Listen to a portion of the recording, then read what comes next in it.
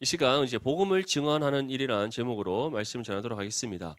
한 분야의 전문가들을 살펴보면 특징이 있습니다. 특징. 자신의 전문 분야에 최선을 다한다는 거. 그렇죠? 우리 강렬히 피아노 전공하다가 이제 중간에 그만뒀지만 지금 맞죠? 교대로 원래 피아노 전공을 하려고 했었어요. 하다가 우리 작년에가 이제 교대의 뜻을 품고 이제 피아노를 내려놓고 이제 지금 교직을 하고 있는 거잖아요. 그렇죠? 참 대단한 친구입니다. 어쨌든 피아노 전공할 때 보면 하루에 밥만 먹고 피아노만 연습하죠. 그렇죠. 최고가 되기 위해서. 그렇죠. 다들 그렇습니다. 우리 어디 갔나 동현이? 늘 있던 자리에 없으니까 목사님 깜짝 놀랐어. 우리 동현이 바이올린 동현이 그 교회에서 맨날 찬양하면서 막 머리끄댕이 흔드는 이런 바이올린 말고 본인 진짜 전공 분야 살려서 하는 바이올린 혹시 하는 거 봤어요? 교회에서 한 번씩 하잖아, 맞죠? 특성 때 정장 빼입고 평소와 다른 모습으로 맞지? 그때 보면 와 동현이 막 연주 장난 아니지. 근데 그 한 번의 연주를 완벽하게 해내기 위해서 얼마나 연습을 하는지 아십니까? 근데 이것은 음악 분야뿐만 아니라 예전에 음악 분야 한 번 더 얘기를 하자면 베토벤 같은 경우는 마지막에 우리 운명 교향곡이라는 아주 유명한 그 교향곡이 있죠. 악상 베토벤이라는 그 호칭을 안겨다 준 아주 유명한 교향곡인데 그 교향곡을 작곡할 때 베토벤은 이제 거의 귀가 먼 상태였어요. 귀가 먼 상태였고 사실 피아노를 두드려도 소리가 나지 않습니다. 그래서 철저한 화성의 그런 기법들, 다시 말해서 이론을 바탕으로 우리가 말하는 음정 계산 다 해서 모든 작곡에 쓸 수 있는 모든 기법과 그런 화성학과 대입법과 이 모든 것 다 활용해서 이론적으로 만드는 것이 바로 그 운명 교향곡이에요. 그런데 그 운명 교향곡을 만들 때 얼마나 숫자적인 계산을 했겠어요. 맞죠? 음정의 간격과 그 다음에 음표의 길이와 이 모든 것들 다 계산해야 되잖아. 화성에 따라서 그 화성의 진행 방향과 이 모든 것들. 근데 그 교향곡을 만들 때 한 마디를 작곡하기 위해 최소 평균 100번을 수정을 했다고 합니다. 베토벤이. 대단하죠. 우리로서는 상상이 가지 않는 일인데 베토벤은 이처럼 완벽을 기한 정말 자신의 인생 최고의 걸작품을 만들기 위해 노력을 한 거예요. 우리 삼성 대단하죠. 근데 삼성에 예전에 이건희 회장이 이제 자기 아버지 이병철 회장이 뒤려서 회장이 되었을 때 가장 먼저 했던 거 이노베이션, 혁신을 얘기했잖아요. 그래서 뭐 빼고 다 바꿔라? 집에 마누라 빼고 다 바꿔라 그랬어요. 아주 유명한 말입니다. 집에 부인 빼고 바꿀 수 있는 거 다 바꿔라. 이게 진정한 혁신이라고 그랬어요. 그때부터 삼성이 정말 다 바꾸기 시작한 겁니다. 다 바꾸기 시작해서 오늘의 삼성이 된 거예요. 이제 뭐 이재용 회장도 잘 하겠죠. 이건희 회장이 뒤를 이어서 뭐 저하고는 상관이 없습니다. 이처럼 한 분야의 최고가 되기 위해서는 남다른 수고와 노력이 있는데 우리는 그와 같은 노력이 희생을 바탕으로 마치 자신의 삶을 온전히 희생하는 그 희생을 바탕으로 이루어진다고 말합니다. 그래서 이 모든 것을 통칭적으로 우리는 무엇으로 얘기하는가? 헌신이라고 얘기를 하는 거예요. 헌신. 다시 말해 나의 정말 모든 것을 다 쏟아붓는 그 열정, 수고, 노력, 희생 이 모든 것을 통해 내가 이루고자 하는 그 목표를 이뤄가는 그 삶을 가리켜 우리는 헌신의 삶이라고 말하는 겁니다. 그런데 이러한 헌신, 정말 몸과 마음을 바쳐 있는 힘을 다한다는 이 뜻을 갖고 있는 이 헌신 이것이 비단 세상 속에서의 일에만 속하는가? 그렇지 않다라는 거예요. 어디에도 속할까요? 우리의 신앙의 삶에도 속한다는 겁니다. 특별히 하나님께서 우리에게 어떠한 삶을 허락하셨기에 단순히 우리가 하나님을 믿는 삶으로 그치지 않고 복음을 전하는 복음의 증인으로서의 삶을 우리에게 허락하셨기에 우리는 그러한 삶을 나의 온 마음과 정성과 뜻과 힘을 다한 헌신의 마음으로 감당해야 된다는 거예요. 이게 우리가 반드시 살아내야 될 우리의 복음의 삶이라는 사실을 다시 한 번 더 기억할 수 있기를 바랍니다. 이처럼 하나님께서는 우리에게 복음의 삶이라는 것을 주셨습니다. 그리고 이 복음의 삶에 있어서 성경이 우리에게 전하는 가장 대표적인 한 인물이 있다면 그 사람이 누구겠어요? 바로 사도 바울입니다. 물론 예수님의 12제자 모두가 복음의 삶에 있어서 탁월한 삶을 살았습니다. 모든 복음의 삶이 무엇인가에 대해서 모든 예수님의 12제자들이 다 우리에게 신앙이 참된 본을 보였습니다. 특히 베드로는 어떻습니까? 베드로는 유대인의 사도라고 스스로 칭하면서 그가 유대인의 복음을 위해서 굉장히 힘썼어요. 근데 처음에는 그가 예루살렘을 중심으로 복음을 전했다면 그의 인생의 말년을 어디에서 보냈습니까? 예루살렘이 아닌 디아스포라 유대인들을 향하여서 복음 전하는 사역을 감당했던 사람이 베드로입니다. 그래서 베드로뿐만 아니라 모든 예수님의 제자들이 각자에게 주어진 하나님께서의 그 은사를 따라서 또 주신 하나님의 부르심의 소명을 따라 복음의 사역을 감당하다 모두가 순교의 삶을 살았던 사람들. 그들이 바로 예수님의 12 제자입니다. 그런데 그들보다도 왜 성경은 사도 바울을 우리에게 제시하고 있는가? 신약 성경 27권 중에 13권이라는 서신을 기록하면서까지 또 사도행전의 전체 내용 중에 3분의 2가 사도 바울과 관련된 내용입니다. 이와 같이 사도 바울에 관해서 왜 우리에게 이처럼 많이 증언하고 있는가? 사도 바울은 처음부터 예수님과 함께 했던 사람이 아닙니다. 사도 바울의 인생이 어떻습니까? 처음부터 예수님께 직접 제자로 삼았던 사람입니까? 예수님의 공생의 3년 기간 동안 함께 했던 사람입니까? 그렇지 않아요. 예수님부터 직접 말씀의 가르침을 받은 사람도 아니고 예수님의 그 모든 기적과 치유의 은사들을 다 능력을 행하는 것을 직접 눈으로 보는 사람도 아닙니다. 예수님과 동시대의 사람이고 또 예수님의 십자가의 죽음과 부활을 목격한 사람이긴 하지만 실제적으로는 예수님과 상관없는 사람이에요. 그런데 왜 사도 바울이 복음의 삶에 있어서 신약 성경이 우리에게 제시하는 가장 대표적인 인물이 되었는가? 그가 우리와 같은 방법으로 예수님으로부터 부르심을 받은 사람이기 때문이에요. 사도 바울이 어떻게 예수님으로부터 부르심을 받았습니까? 그가 처음부터 예수님께서 직접 컨택한 사람도 아니고 예수님과 공생의 사역을 함께 했던 사람도 아닌데 어떻게 그가 예수님의 제자, 특히 사도라는 직분을 받을 수 있었냐는 것이죠. 그가 다메섹으로 가는 길 가운데 누구를 만났습니까? 부활하신 예수 그리스도를 만났기 때문입니다. 부활하신 예수 그리스도. 여러분들 부활하신 예수님 만난 적 있습니까? 만난 적 있어요? 있다고 말하는 그 순간 이제부터 우리 이상해지는 겁니다. 뭔 말인지 아시겠죠? 이상해지는 거예요. 갑자기 격기를 빠지기 시작하면서 오늘은 어디로 셀지 모르는 그런 인생이 될 수 있습니다. 우리는 부활하신 예수님을 직접 두 눈으로 목격하지 않았습니다. 그런데 사도 바울은 목격을 했다는 거예요. 사도 바울이 다메섹으로 갔던 이유가 무엇입니까? 사내들인 공회로부터 어떤 것에 대한 일에 대한 위임권을 받았어요. 다메섹에 그리스도인이라는 사람들, 다시 말해 예수님을 믿고 따른다고 하는 그 사람들을 다 잡아오는 일에 위임권을 받아서 이제 제사장들과 사내들인 공회에서 이제 내어준 그 병사들을 이끌고 다메섹으로 가고 있었던 거예요. 이처럼 사도 바울의 회심하기 이전의 삶, 부활하신 예수님을 만나기 이전의 삶은 그리스도인들을 핍박하는 삶이었습니다. 초대교회 7지사인 스데반을 잡아 죽이는 일에 가장 앞장섰던 사람이 누구다? 사도 바울이었습니다. 그리고 이제 다메섹으로 가는 길 이유 또한 그곳에 그리스도인한 사람을 잡아오기 위해서 그가 갔던 거예요. 근데 그 길로 가는 중에 누구를 만났다? 부활하신 예수 그리스도를 만났다는 겁니다. 사도행전 26장 13절에서 18절 말씀에는 이제 예루살렘 공회에서 사도 바울이 그가 어떻게 극적인 회심을 하고 부활하신 예수 그리스도를 만났는가에 대한 그 자신의 고백이 진술되어 있습니다. 사도행전 26장 13절에서 18절 말씀에 보면 왕이여 정오가 되어 길에서 보니 하늘로부터 해보다 더 밝은 빛이 나와 내 동행들을 둘러 비추는지라 우리가 다 땅에 엎드러지며 내가 소리를 들으니 히브리 말로 이르되 사울아 사울아 내가 어찌하여 나를 박해하느냐 가시채를 뒷발질하기가 내게 고생이니라 내가 대답하되 주님 누구시니까 주께서 이르시되 나는 네가 박해하는 예수라 일어나 너의 발로 서라 내가 내게 나타난 것은 곧 네가 나를 본 일과 장차 내가 네게 나타날 일에 너로 종과 증인을 삼으려 함이니 이스라엘과 이방인들에게서 내가 너를 구원하여 그들에게 보내어 그 눈을 뜨게 하여 어둠에서 빛으로 사탄의 권세에서 하나님께로 돌아오게 하고 죄 사함과 나를 믿어 거룩하게 된 무리 가운데서 기업을 얻게 하리라 하더이다. 무엇이라고 말씀하고 있습니까? 예수님께서 부활하신 예수님께서 사도 바울에 나타나서 그에게 무엇을 줬다는 겁니까? 내가 너를 이방인의 빛으로 삼는다. 내가 너를 이방인의 빛으로 삼는다.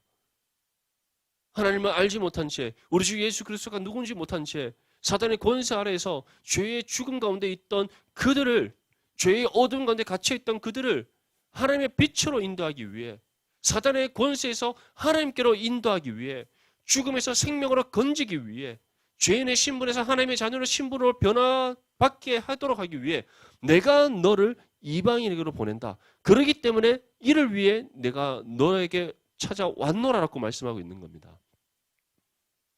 사랑하는 디모데 지체들, 사도 바울이 사도 바울 될 수 있었던 이유는 그에게 어떠한 자격이 있었기 때문이 아닙니다.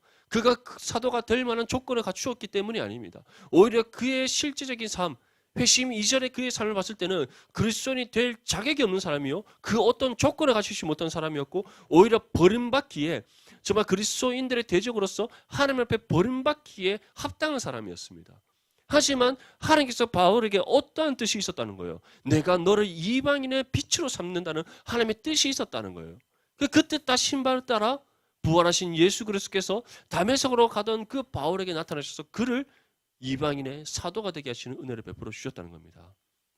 바울이 우리에게 복음의 삶에 있어서 모범을 보이는 이유, 그가 우리의 복음의 삶에 있어서 무엇이 복음의 삶인가를 가장 강력하게 제시하는 한 인물이 될 수 있었던 이유, 그 모든 것이 하나님의 섭리의 은혜였다는 사실을 기억하시기를 축복합니다.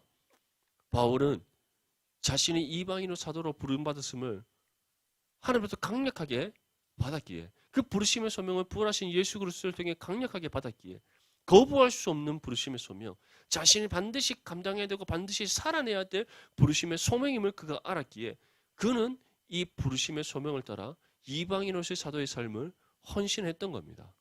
그리고 언제까지? 순교하는 그 순간까지 주어진 복음의 삶을 위해 헌신했던 그 사람, 그가 누구였다? 사도 바울이었다는 사실을 기억하기 축복합니다.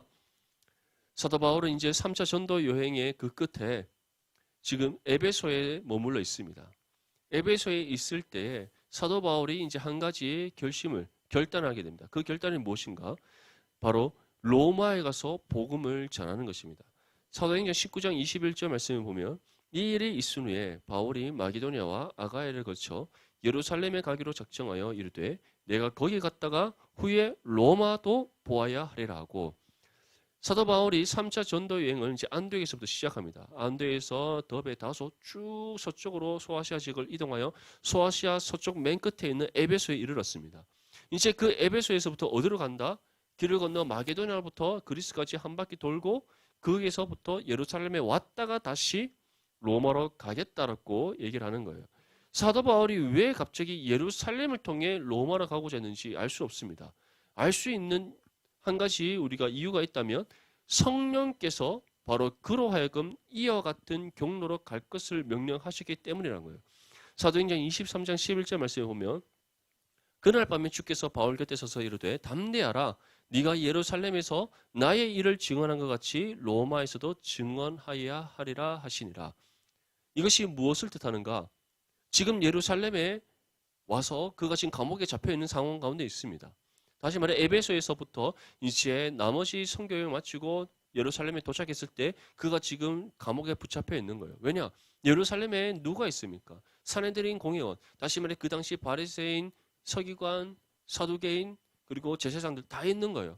그 사람들은 누구와 적대 관계입니까? 그리스도를 믿고 따르는 그리스도인들, 그리고 신앙의 공동체인 교회와 적대 관계 있는 사람입니다. 예수 믿는 사람들 다 잡아 죽이는 일을 앞장섰던 사람들이에요. 근데 그 중에서도 우두머리라 할 수 있는 바울이 온 거예요. 어디에? 적의 한 중심, 예루살렘에 온 겁니다. 그랬더니 특히 바울은 그 산헤드린 공회원들의 입장에서는 배신자잖아요. 맞죠? 배신자잖아요. 바울이 어떤 사람입니까? 가말리엘, 그 당시에 최고의 율법학자라고 할 수 있는 바리새인 중에 바리새인을 할 수 있는 가말리엘의 수제자입니다. 이제 가말리엘 학파의 가말리엘의 자신의 스승의 뒤를 이어서 그 후계자가 될 사람이 바울이었는데 그가 유대교를 버린 거예요. 바리새인으로서 자격을 버린 겁니다. 그가 이전에 갖고 있던 모든 것을 다 배설물로 여겼다고 그거 표현하고 있잖아요. 모든 것을 버렸어요. 근데 이 바울의 입장에서는 자신의 삶이 그리스도인으로 변화되었기에 이전의 삶을 버린 것이지만, 지금 이전에 그와 함께 했던 산헤드린 공회를 비롯한 바리새인들과 유대인들 입장에서는 바울이 어떤 사람입니까? 유대교를 버리고 유대인을 배척한 배신자인 거예요. 그래서 그가 예루살렘에 오는 그 순간 잡혀버렸던 겁니다. 근데 다행히도 그 사람들 손에 잡힌 것이 아니라 누구 손에 잡혔어요?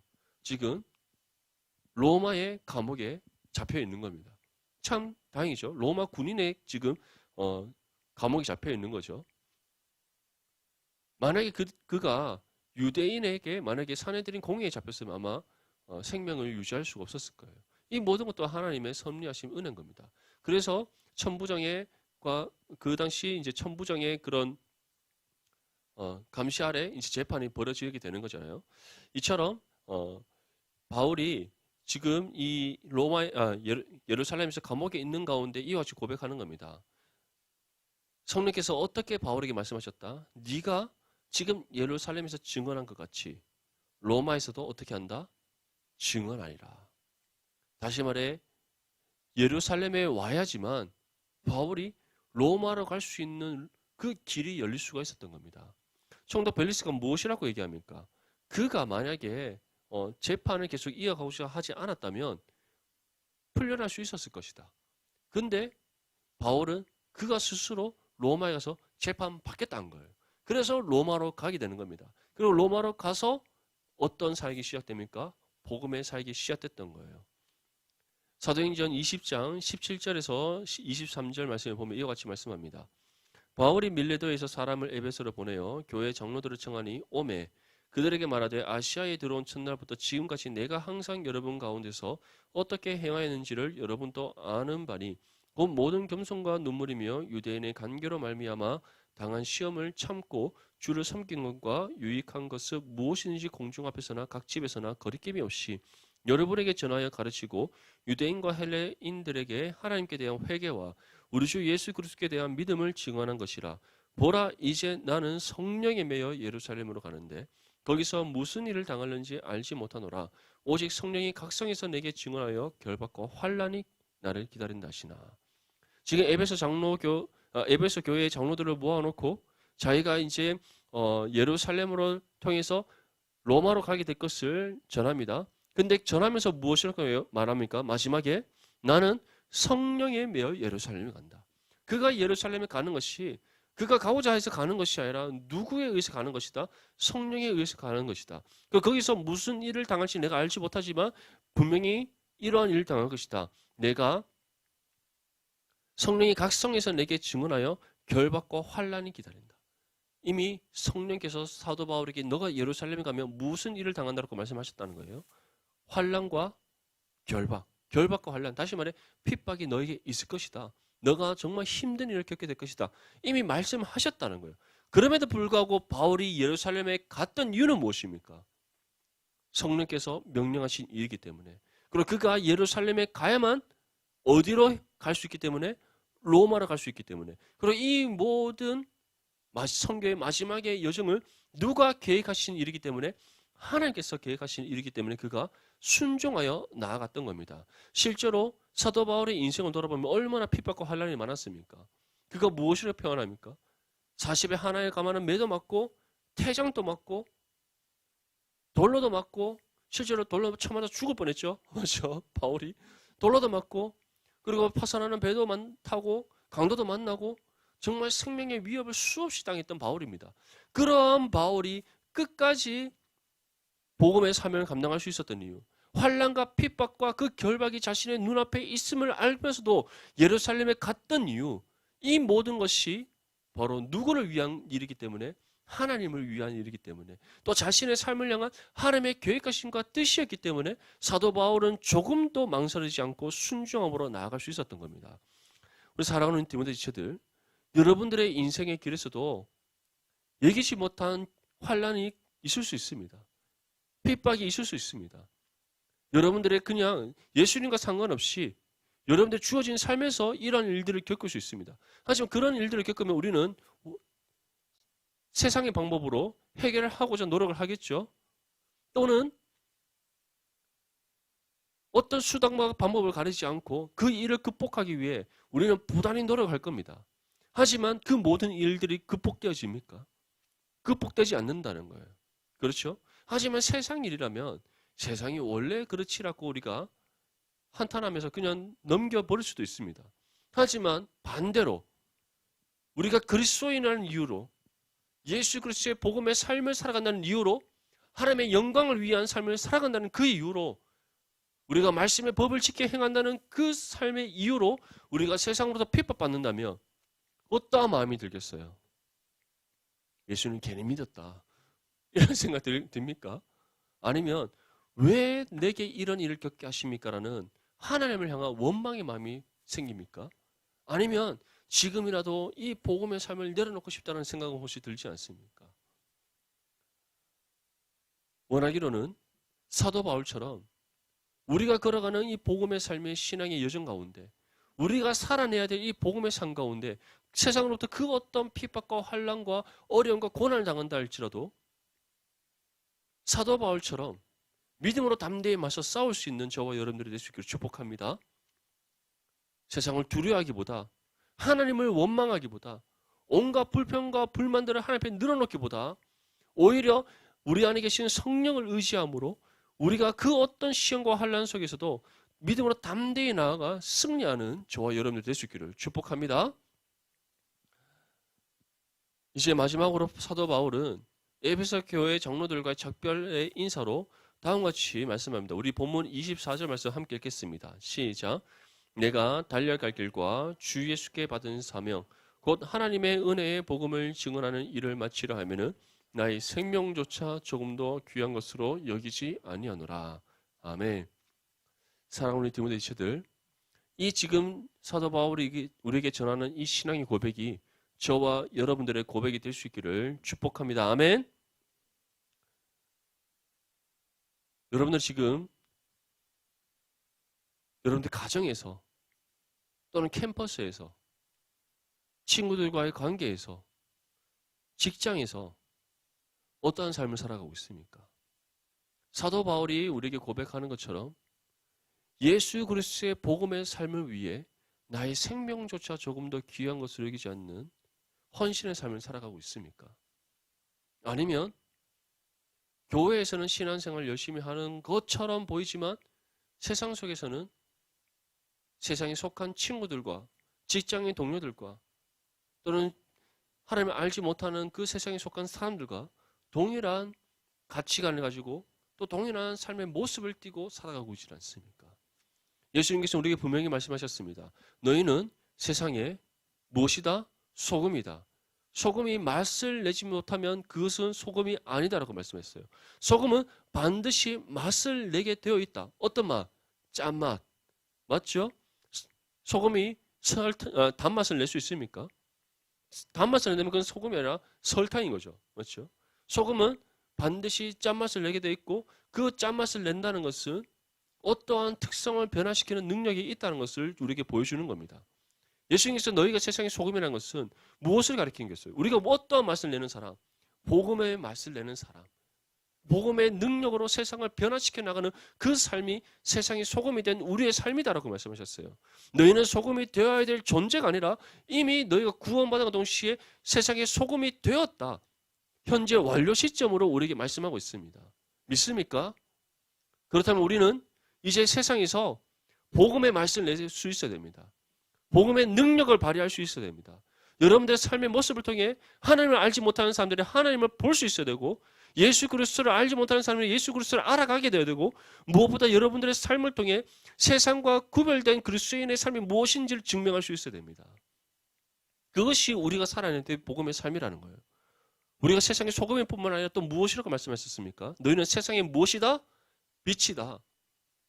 너희가 세상의 빛으로서 하나님의 영광의 빛을 비출 때 사날의 그 어떠한 동네가 숨겨지지 못한 같이 해가 떴을 때 그 사날의 그 어떤 동네가 어둠 가운데가 있는 것이 아니라 빛 가운데 있을 수밖에 없었던 것이 우리가 세상의 빛을 비출 때 어둠이 있을 곳은 없다는 사실을 기억할 수 있기를 바랍니다. 우리가 진정으로 복음의 삶을 살아내서 하나님의 영광의 빛을 세상 가운데 비칠 때 세상에 어둠이 물러가는 은혜의 역사가 우리의 삶을 통해 이 땅 가운데 임한다는 사실을 믿을 수 있기를 축복합니다. 지금 우리의 삶은 어떻습니까? 세상의 소금의 역할을 감당하고 있습니까? 세상의 빛으로서의 역할을 감당하고 있습니까? 예수 그리스도의 복음을 증언하는 그 일을 위해 주어진 복음의 삶을 위해 나의 생명조차 조금 더 귀한 것으로 여기지 않는 헌신의 삶을 살아가고 있습니까? 아니면 교회와 세상의 삶이 분리되어서 신앙과 세상의 삶이 완전히 이분법적으로 떨어져 있는 그런 삶은 아닙니까? 교회에서의 신앙생활은 교회에서의 삶이고 세상에서의 세상의 삶이다. 완전히 혹시 분리되어 살아가고 있지는 않습니까? 세상 친구들이 여러분들을 봤을 때, 직장 동료가 여러분들을 봤을 때 전혀 우리 그들과 구별되지 못한다라고 여기고 있지는 않습니까? 만약에 그러한 모습이었다면, 그러한 삶이었다면 이 시간 하나님 앞에 내어놓고 회개할 수 있기를 바랍니다. 그리고 결단할 수 있기를 바랍니다. 이제는 주님 사도 바울과 같이 나의 생명이 다하는 그 순간까지 예수 그리스도의 복음을 증언하는 복음의 삶을 위해 헌신하겠습니다. 세상의 소금이 되어 그리스도의 복음의 능력으로 세상을 변화시켜 나가는 삶이 되겠습니다. 하나님의 영광을 비치는 세상의 빛이 되어 세상의 어둠을 물리치겠습니다. 무엇보다 그러한 나의 삶을 통해 하나님의 나라와 의가 이 땅 가운데 이루어지게 주게 하여 주시옵소서. 하나님께서 예배하신 영혼들이 나를 통해 주님의 품으로 돌아오게 하여 주시옵소서. 진정으로 이 시대의 부흥의 주역으로 쓰임받게 하여 주시옵소서. 이런 믿음의 결단을 하는 저와 여러분들 될 수 있기를 축복합니다. 사도 바울은 다음과 같이 우리에게 고백합니다. 디모데 후서 4장 7절에서 8절 말씀에 나는 선한 싸움을 싸우고 나의 달려갈 길을 마치고 믿음을 지켰으니 이시의 후로는 나를 위하여 의의 면류관이 예비되었으므로 주 곧 의로우신 재판장이 그날에 내게 주실 것이며 내게만 아니라 주의 나타나심을 사모하는 모든 자에게 도니라. 아멘. 사도 바울이 무엇이라고 고백하고 있습니까? 그가 예수 그리스도의 복음의 삶을 위해 생명조차 조금 더 귀한 것을 여기지 않고 헌신할 수 있었던 이유는 그게 어떠한 소망이 있었기 때문에 영원한 하나님 나라에서의 소망이 있었기 때문이라고 말씀하고 있습니다. 무엇이라고 말씀하고 있어요? 자신의 달려갈 길을 마치고 믿음을 지킬 수 있었던 이유, 끝까지 복음의 삶을 살아갈 수 있었던 이유, 주님께서 나를 위하여 의의 면류관을 예비하셨기 때문이다. 의로우신 재판장이신 우리 주님께서 그 의의 면류관을 내게 주시기 때문이다. 그리고 내게만 아니라 하나님 나라의 소망을 붙잡고 살아가는 모든 하나님 자녀에게 동일하게 주시는 은혜의 선물이다. 분명히 우리에게 전하고 있습니다. 사랑하는 우리 모든 디모데 지체들, 원래 데이가 2주 남았습니다. 몇 주? 2주 남았습니다. 바깥에 뭐가 걸려 있습니까? 물고기가 걸려 있습니다. 베드로는 사람을 낚는 어부에서 물고기를 낚는 어부에서 무엇을 낚는 어부로 변화되었습니까? 사람을 낚는 어부. 그 증거가 어디에서 나타났어요? 오순절 성령 강림 사건이 있었던 그날 그가 성령이 충만하여 바로 광장들에 나가 담대 예수 그리스도의 복음을 증언하였더니 남자만 몇천 명이 돌아섰더라. 3천 명이 주께 나와 회개하고 주를 그리스도라 영접하는 놀라운 구원의 역사가 일어났습니다. 그 은혜의 역사가 오늘 이 시대에도 우리의 삶을 통해 일어날 수 있다는 사실을 믿을 수 있기를 축복합니다. 그것이 어디에서부터 시작된다? 영원한 하나님 나라의 소망 굳게 붙잡고 주어진 복음의 삶을 나의 생명조차 조금 더 귀한 것으로 여기지 않는 헌신의 삶으로 나아가는 그런 삶을 살아내는 저와 여러분들의 삶을 통해서 일어날 수 있다는 사실을 기억하기를 축복합니다. 이제 몇 주? 2주 남았습니다. 바깥에 물고기가 걸려 있습니다. 우리 그 물고기에 걸려 있는 우리가 작정한 그 친구들, 또 그 친구들을 위한 기도 제목들 붙잡고 우리가 함께 기도할 수 있기를 바라고, 무엇보다 우리가 복음의 삶을 위해 다시 한 번 더 결단하고 헌신하여 살아냄으로써 이 시대에 정말 놀라운 복음의 사역을 이뤄가는, 정말 하나님 나라와 의를 이 땅 가운데 이뤄가고 부흥의 주역을 쓰임받는 저와 여러분들의 삶이 될 수 있기를 주님의 이름으로 축복합니다.